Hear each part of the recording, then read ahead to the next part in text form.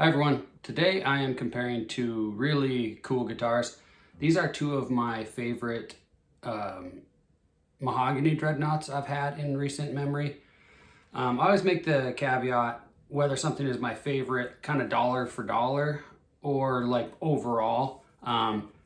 Because some guitars that I play on here are like $6,000 and some of them are like $1,500, and it's kind of not a fair comparison. But both these guitars I'll be comparing today are kind of in the $2,000 to $3,000 range. So I feel like it's a fairly good comparison. They're different eras, but since I have these two as dreadnoughts, that's what I'm going to compare. Anyway, one of them is a 12 fret dreadnought. It is this 1967 Martin. It's actually a D12-20, which was a 12 string guitar that got converted to a 6 string. So it's super unique, kind of a one of one. Really beat up, cracks all over the place, sides, backs, everything's been repaired on it. It's totally ready to go, but it has seen some things in its days. So I'm going to be comparing that one to what's probably my favorite D-18 dollar for dollar that I've had, and that is this Martin D Mahogany 09. It's basically like the specs of a D-18 Golden era, but made with certified sustainable wood. So if you care about that, it's certified sustainable. Not gonna ruin the planet, I suppose. Anyway, I'm gonna compare these two. They sound a little bit different. They're pretty similar, but main differences are, aside from this one being super beat up comparatively and I don't know, like 50 years older, this one is a 12 fret and this one is a 14 fret. This one I'm selling, I've actually had, so I've offered it for like 2,400-ish. It kind of fluctuates. That's kind of where it's at right now. So I'd sell it for 2,400. This one I haven't even put up for sale yet, for one, because I love it. It's like one of my favorite dreadnoughts, and it's going to be a massive pain in the rear to sell, I think. I should caveat with that. So the reason is it's got so many repairs on it. It's been through some stuff. It's got, it was a conversion. These guys aren't very expensive. You could pick up a 12 string one for like $2,000, but the D-18s, which are the 6 string kind of version deals, those ones can be like $4,500 to $5,000. So it's hard to price this one. Also, with all the cracks and stuff, it's got a bunch of cracks in the back that have been repaired, and then some side damage that's been repaired. Obviously the top, you can see, it's not the most pristine guitar. This one is also sort of hard to price because it's so rare, but this one has a couple repaired cracks in the back, like 2 or 3. I think there's like 2 repaired cracks in a place where it was dinged real good. So this one, normally I've seen them on Reverb for like 3,500 or so, and I'm selling this one for way less because of the damage, and I got a good deal on it, so I like to pass on the good deals as much as I can, just to flip inventory faster. But anyway, they're both great guitars, really fun to play. This one has a really thick neck. It's got a nice, it's 1 3/4, but it feels, the neck is like full, not a real sharp V, but it's almost like the Authentic series necks, if you've played any of those. It's not real thin like the modern Martin necks, and I don't really like the modern Martin necks all that much. So I was very happy. I love this neck, it's great.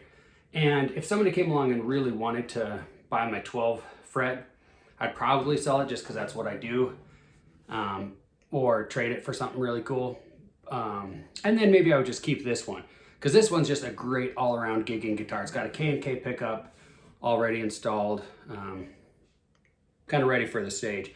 And it's just, a lot of people are more used to the 14 fret, and it looks really nice. It's got like one little ding around here somewhere, right here, but it's pretty small, you can barely see it. And then just the repaired cracks in the back. So anyway, I'm gonna play them side by side. You guys can hear them, see what you think, and you can let me know in the comments which one wins, and we'll go from there. So far, they're both, I have them both as of like April 5th or so, 2025. This one I think is close to selling, but you never know if people are going to pull the trigger or not. And then I haven't even listed the other one just because of what I mentioned before, and I just kind of want to keep it for a while. Anyway, so Battle of the Dreadnoughts, I guess. Thanks.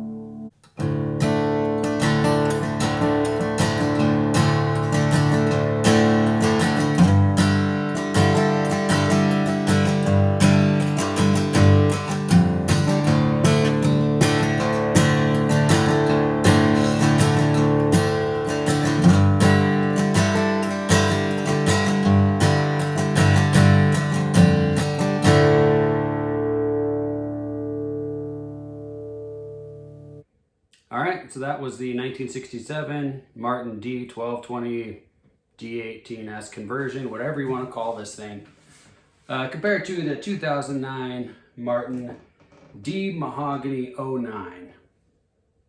So, what'd you guys think? As far as looks go, I greatly prefer this one. Some people are gonna just be totally baffled by that. People who like this type of guitar won't be baffled, I guess. The cool thing about this one is it's not like a pre-war guitar company fake aged one, which those guys are amazing. I love pre-war guitars. But this is like a level 3 aging, just beat up guitar. Some people love that. And this one, what's cool about it is it actually just looks like this from being played. And I'll try to get a close up, like, look, it's hard to even tell, but this is kind of like dips down some. It's got some stuff underneath to help protect it. And it is like worn. The only real negatives are the cracks in the back and the sides, but they've all been fixed, you know, so. But as far as mojo goes, I greatly prefer this one. A lot of people would prefer the standard kind of D18 look of the D Mahogany 09. Kind of depends what you're after. It's hard to describe sound, I think, without sounding cliche. But to me, this one has almost its own built-in reverb. It sounds like kind of you're a little further into the cave, if you're imagining kind of playing on the edge of a cave, and then this one you're walking a few feet further into the cave. This one has just a great focus sound, a lot more of your standard D18 sound.